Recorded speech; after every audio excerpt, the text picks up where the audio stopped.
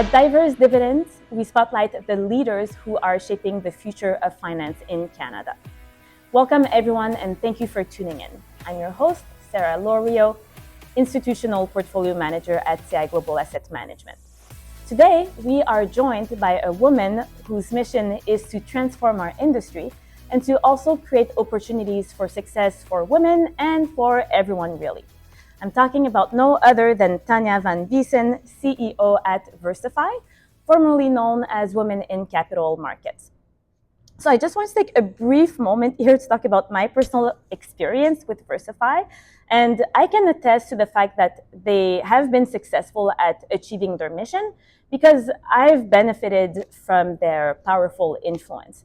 So of course, I'm thrilled to be sitting down with you today. I'm eager for the conversation that we're about to have because I do think that it will be an important discussion. But my personal goal with this interview is really to get you excited about their mission and initiatives in hopes that it can positively influence your career like it did mine. So in today's episode, we will be discussing their bold mission and initiatives. We'll also be discussing the achievements as well as challenges that women in finance face.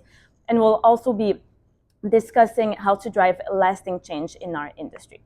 So thank you again for tuning in to Diverse Dividends, where a small investment of your time and attention will yield invaluable insights and knowledge. How about we begin? Excellent. Thank you, Sarah. Glad to be here. No, thanks to you. Thank you so much for taking some of your time. Of course. So let's start with how it all began. So could you please tell us about your professional journey and how you ended up becoming the CEO of VersaFi? Yeah. So my professional journey includes 23 years in professional services in executive search, specifically focused on financial services. So I've spent a lot of time doing leadership advisory, talent advisory, executive search work for asset managers, pension plans, wealth managers, family offices, kind of the whole banks, the whole range of financial services. And I was always very passionate, very keenly interested in how we accelerate progress for women in that sector. So as part of my work in professional services, I also led the diversity practice when I was at Spencer Stuart, and that was sort of my foray into this work. So when I was tapped on the shoulder to come and do this role, it felt like quite a natural fit. Well, that's wonderful. And you have quite a lot of experience, and it's interesting to see that you got to interact with a variety of sub-industries yes. in finance. Most of most of them. Yeah. That's wonderful. So if you look up VersaFi's mission, I should say, your webpage that discusses your mission is very clear, and I really, really liked seeing how easy it was to understand what your mission was. So could you please tell us about VersaFi's mission and how they aligned with your own values as CEO? Yeah. So many of you will know VersaFi as Women in Capital Markets. This was the organization that was created in 1995. So we've been around for about 30 years. And we recently changed our name. In fact, in June of 2024, we changed our name to VersaFi. And our mission is to support this very dynamic community. We have some 4,000 members across the country of women and gender diverse individuals who are seeking to thrive and to succeed in the finance sector. And we do that through professional development programming, we do it through research, and then we do it through partnerships like the one we have with CFAST. Oh, that's wonderful. So you just mentioned that you recently rebranded from Women in Capital Markets to VersaFi. Yeah. So can you tell us how you see the rebranding from Women in Capital Markets impacting the broader conversation on equity and inclusion in finance? Yeah. And you and I have talked about this a little bit. This notion of equity and inclusion, I think, is very important. However, I think that what has happened over time is we've hived off the advancement and the progress of women, in fact, every marginalized group, into this bucket of diversity, equity, and inclusion, as opposed to bringing it back where it belongs, which is in the business strategy, in the talent strategy. It is so central to all of the work that our companies do every day. So our rebranding really is designed to call in a broader group of women in financial services. Women in capital markets at one point had become quite identified with Canadian bank-owned dealers, kind of the real sell side of the street, investment banking, research, sales, and trading. And there were a group of women on the buy side who didn't feel as called in. So we wanted to make sure that everyone was called in. And then we also wanted to reinforce the work that we've been doing over time to ensure that all women feel called in. We are not a monolith. So our work covers all of the intersectionalities across race, ethnicity, ability, sexual orientation. So it is not one kind of women we are calling in, it is all women we are calling in. That's wonderful. Well, I just want to say thank you for everything that you do. As I mentioned earlier, I did benefit from your work, and I just think it's wonderful. I do believe that you have a real impact. I'm very happy to. Absolutely. VersaFi is an organization that interacts with a lot of firms and a probably even broader range of individual members. And I believe that you do member surveys once in a while. And I'm wondering if you might be able to share some of the insights that you gained about women in finance. And of course, being a woman in finance myself, I could speak to my own experience, but I don't think that it would, cover everyone's experience. Yeah, I will draw on some themes. Of course, everyone has their own individualized experience, but there are certainly some themes. So number one, our members are seeking the opportunity to build networks and communities. They are looking to identify women and male allies who share their career experiences, who share their career aspirations. The old adage, it takes a village, it really does. I think when you think about your career, you are looking to surround yourself with people who can help propel you forward. They can support you on the tough days. They can encourage you on the great days. But it is really expanding that network. So network and community building is absolutely number one.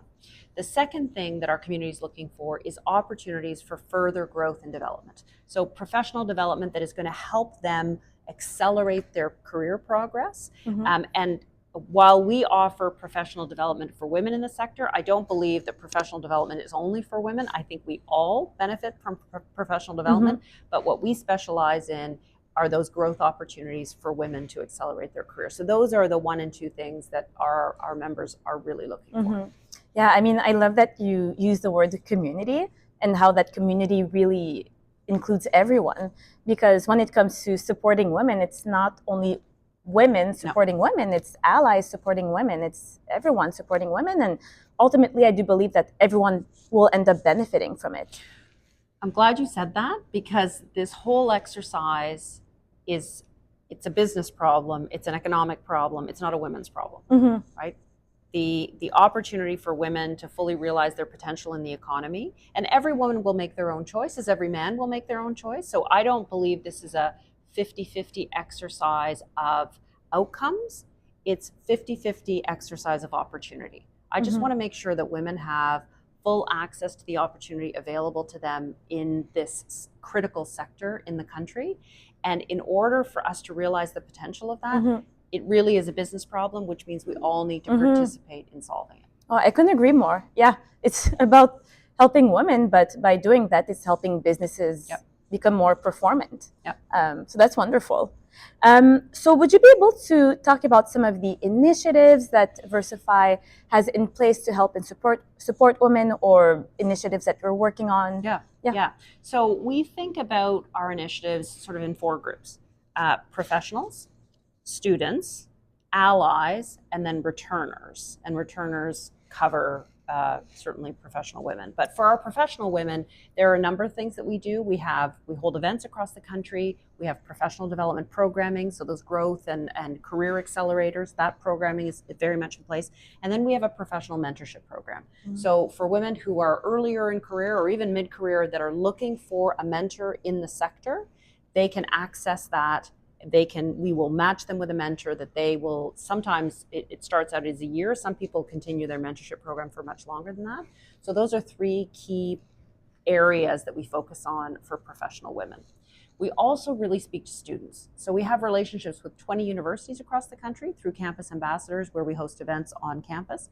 And then we do across the country something called Job Shadow Day, where we bring high school students downtown, whether it's downtown Montreal, Toronto, Vancouver, Calgary, and for a whole day we expose them to a day in the life in finance. So they get exposure to firms, they get exposure to different roles, different activities within the sector, so that they can envision themselves. And these are, I should say, these students are women. They can envision themselves working in the sector. They might see front office roles, but they'll often get exposed also to middle and back office roles. And then they can start to paint a picture of, well, what courses do I need to take? What path do I need to pursue? We also call in allies. So to our earlier conversation, it is really critical that men feel called into this effort. So they are invited to our events, and they are also invited to become mentors both in our professional and our student mentorship program. And then finally, our returners. This is a critical program that some of you may be aware of. It is called Return to Bay Street. It has been around since 2010. And this is an on-ramp for women who want to get back into finance after taking a career break for whatever reason. Very difficult to do for people to get back in once they have stepped out. So this is a program that helps women get back in. It gives them a leg into organizations. And since 2010, since the launching of the program, we have facilitated 130 women getting back into the sector. That's wonderful. Well, it really feels like VersaFi covers the full spectrum. Yes, the idea is we cover the full career journey. Oh, that's wonderful. But a few things that really spoke to me is the help that you provide to students, because taking me back memory lane, when I was a student, I was studying finance. I did a Bachelor of Commerce in Finance in Montreal. I knew I wanted to be in the industry, but I didn't know much about what was available in finance. As a matter of fact, all that people could talk about around me was investment banking. So I didn't really know that there was anything else other than investment banking. And it just would have been so wonderful to be able to shadow someone in finance. It's interesting that you say that, because I think still today, there is a sense that investment banking is the most obvious destination. And that is informed partly by our society, right? We tend to make movies about investment banking. I was just going to say. We don't make as many movies about risk management or about, or being a portfolio manager.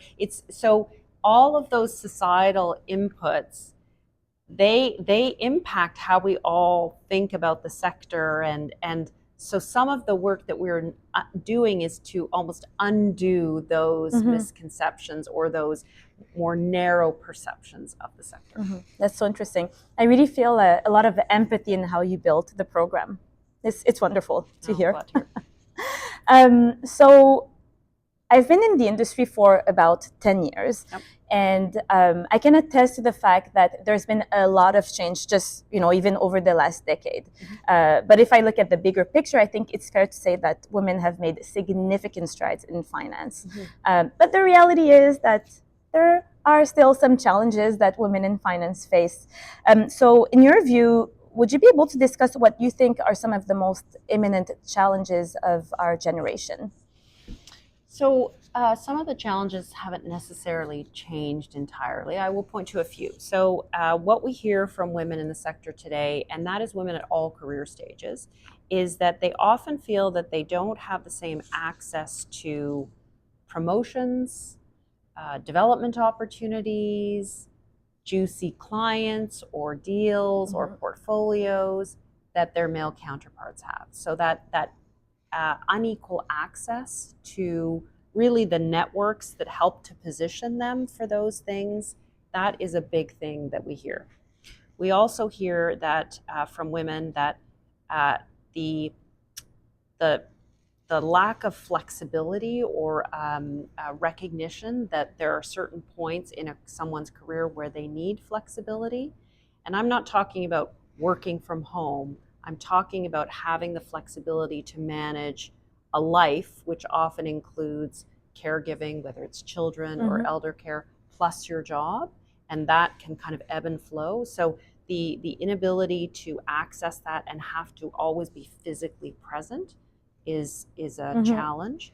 And then there is still a parental, and I would say a maternal penalty that women face, either because their employer says, okay, well, you're going to have a child, so you're therefore not as ambitious or not as engaged in your role as you were previously, or even you are a woman and therefore you're a potential vessel for a child, whether you choose to have one or not, and therefore you may not be as ambitious over time. That penalty still exists in a way for women that it doesn't for men.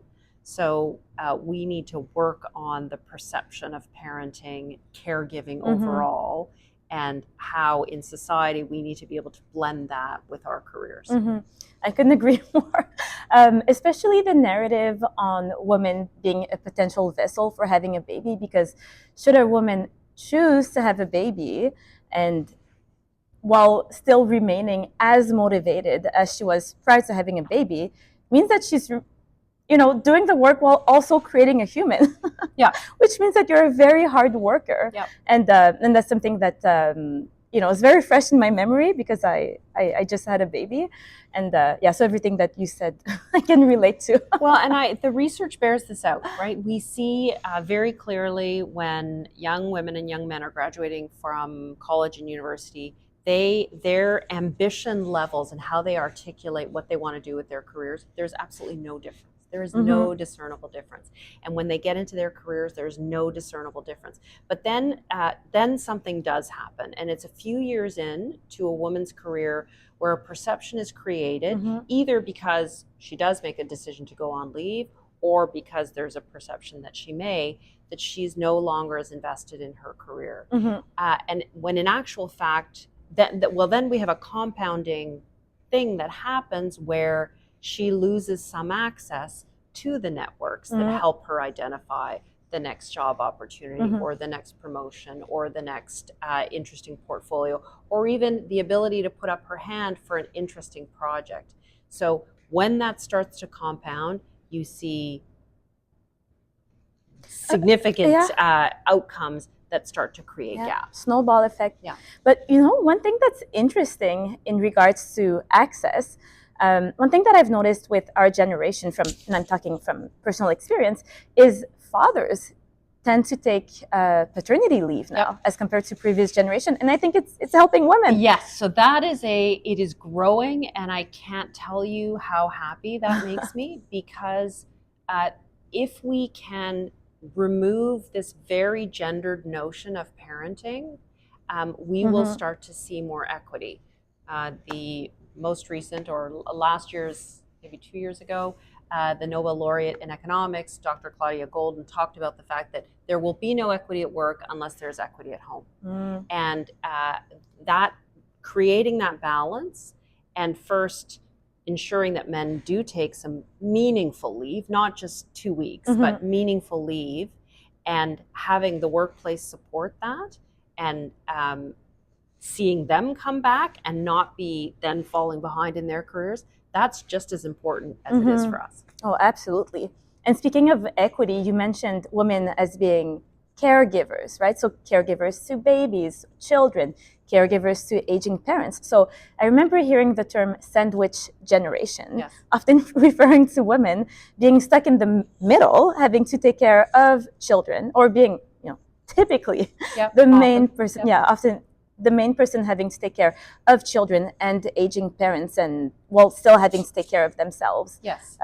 So hopefully that's something that we see Well, evolve. it's another great, the sandwich, regardless of how you identify from a gender perspective, you will be caught potentially in a sandwich generation where you've got some caregiving responsibilities. And if it's not to a child, it could be to a niece or a nephew, or it could be to an aging parent. So these are things that actually affect all of us, not just a single gender.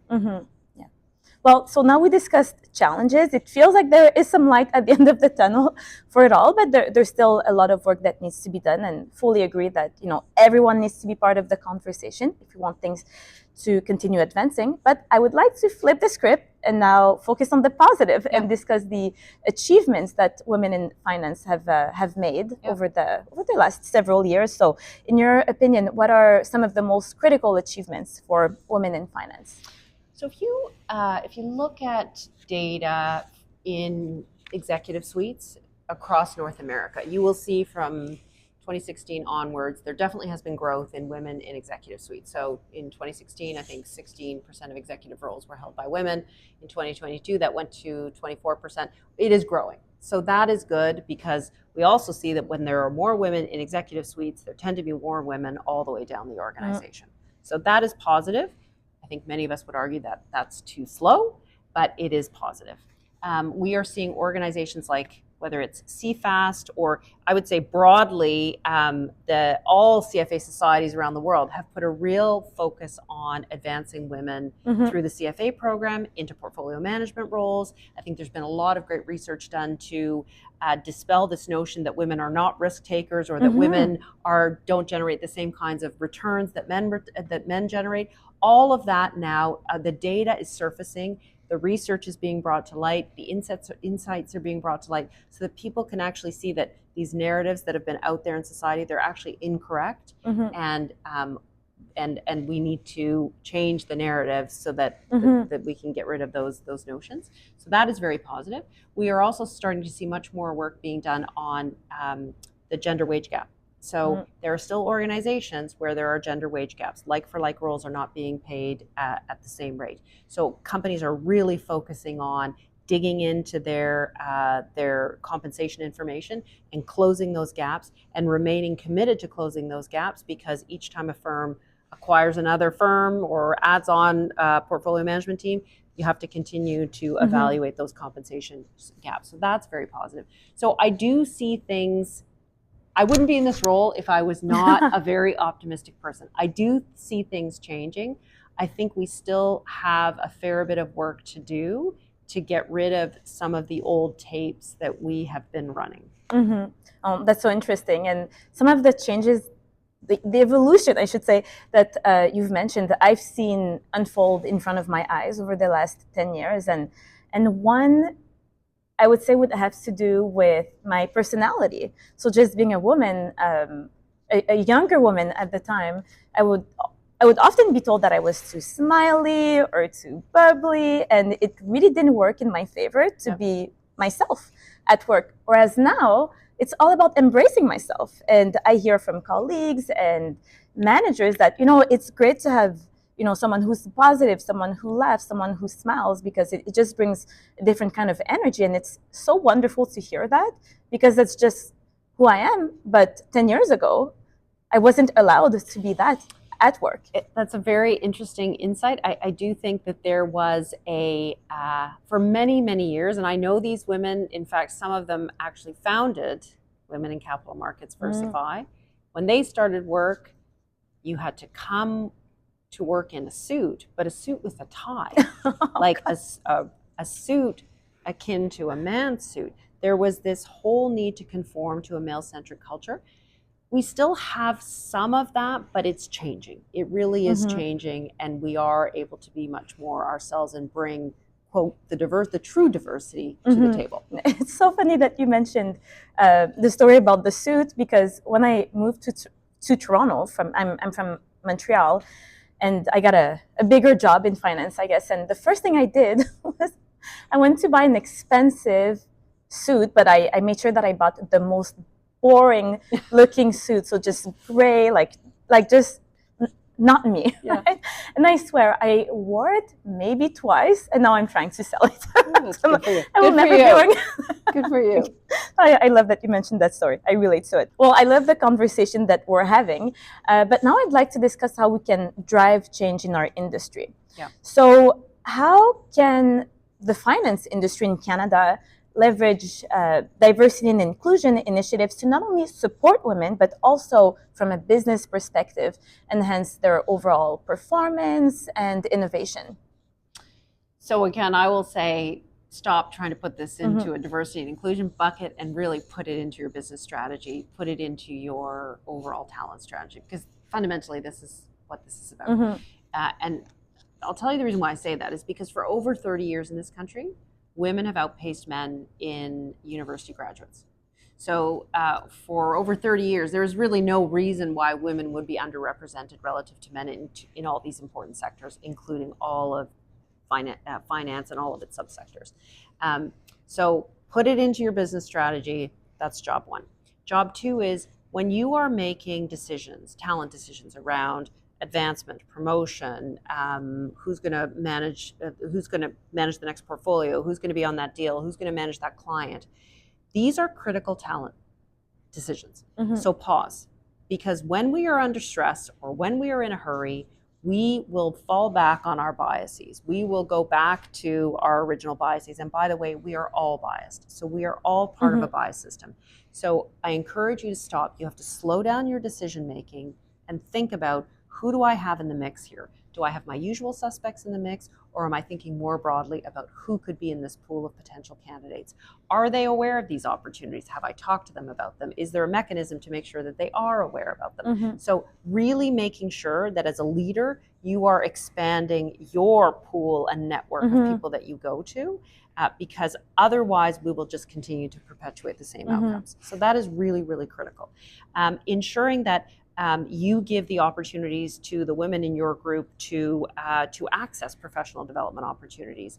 I would encourage employers actually to use the opt-out versus opt-in approach. So if I'm a leader and I have an advancement opportunity that I'm about to staff, rather than expecting people to opt in, I'm going to consider everybody a candidate until they tell me they're not, right? So because then you will be more inclusive, you will have more people to consider, and you might have that one or two women who say, you know what, I hadn't thought about this before, but now that I'm in this pool, I'm much more inclined to think about pursuing this opportunity. So those are some of the things that we need to do. We need to make sure that we have no gender wage gaps, right? No inequities in terms of our compensation. That is absolutely critical. And then we need to build in I think one of the lessons that we learned from the horrible experience that was COVID was that people can be agile and they can work at different times and they can work in different ways. We need to preserve what we can of that around flexibility. We need to recognize that life is this big amorphous thing that sometimes happens in the middle of the day and sometimes happens at night. And we've got to understand that our people actually can move around that and still perform around that without a very rigid culture of, I have to be here and I have to show my face all the time. For not necessarily a very good reason. Well, I love how you've reframed the notion of diversity and inclusion, because, if I had to guess, I would say that given all the attention that term has gotten over the last few years, that perhaps for some business, D&I is a tick the box exercise, when really, when you think about it, it's, to your point, it should be part of the business strategy, because ultimately the firm will benefit from having a bigger pool of talent, as you mentioned. So fully appreciate everything that you said, and I do hope that it resonates with our listeners. So now, in terms of VersaFi, when I think of VersaFi, I think that there are a lot of similarities with CFA Society Toronto. So they're both organizations that aim to bring people together, build a community. Both organizations really aim to, teach its members about perhaps industry trends, what's happening out there. But one big factor where the two organizations converge has to do on transforming our industry and making it better. So I'm incredibly excited about the fact that VersaFi and CFA Society Toronto have struck an official partnership. We have. Yeah. That's incredible. Yeah, and I just, in the spirit of talking about networks, Fred Pinto and I have known each other over many years because of our past professional lives, and we got together and we talked about this idea, and thanks to his vision for CFA Toronto and what to your point, what he is trying to do to really embolden and strengthen the industry, we've been able to come together. Oh, that's incredible. Yeah. I think that's part of the evolution. That's incredible. So can you speak to the role that partnerships like the one that VersaFi and CFA Society Toronto have play in driving change in our industry? Yeah. So obviously CFA Toronto has a very broad mandate that serves many different things across all CFAs and the investing community that it serves. But we do have an intersect. to your point, we have an intersect around ensuring that this industry is as innovative, that it draws in the greatest amount of talent, the best talent. And so that was the point at which Fred and I came together and said, okay, how can we work together? For us, the strength of these partnerships, I will borrow a phrase used by many others, but we are stronger together, right? We are two not-for-profit organizations, but where we find the opportunity to intersect, we are so much bolder together. The 11,000 members that you have, the 4,000 members that we have, inevitably some of those will intersect. I'm one of them. But others will be new. This is a chance for us to really engage a much bigger community into the work that we're doing. That's wonderful. Very happy to hear. So Tanya, we have now gotten to the dividend portion of our interview. So in this part of the interview, it's where we ask our guest, every guest that comes onto Diverse Dividends, the same 3 questions. And the idea is that our listeners can reap even more dividends from our conversation. Are you ready? Yeah, I'm nervous, but I'm ready. Okay, number 1, what do you love about what you do? Okay, that one's actually easy. What I love about what I do is the people. So the people that I meet every day, the women and allies across the country that I meet every day who are so dynamic and so ambitious and so diverse, frankly, who hail from all different backgrounds, but who have this shared aspiration to thrive and succeed and lead in this sector. I love meeting them. I love hearing their stories, and I love having an opportunity maybe to make a small difference in their career trajectory. Wonderful. Number 2, what's one thing that you've changed your mind on recently? So I don't know. The good news is you're not defining recently. I don't know if this would fit entirely in the recently bucket, but what I will say is that in trying to affect change like we are doing at VersaFi, what I've come to realize is while behavioral and cultural change is critical, it's absolutely critical, it can't be done unless we create the structural change inside our organizations to support it. So without that structural change, the behavioral and the cultural, it starts to fall flat. So that is something that I'm very committed to. Great. And 3rd and last question. What is one advice you have for our listeners who are looking to advance their career in finance? Can I have 2? Yes. Okay. So the first would be, and this will not come as a surprise to anyone, is that so much of your success comes from working hard and delivering great work product and being a good colleague and doing all of those things that you would expect. But those are critical because those are the things that will get you noticed by mentors and sponsors and people that want to help propel you forward in your career, right? So that's really critical. The second thing is don't try and do it alone.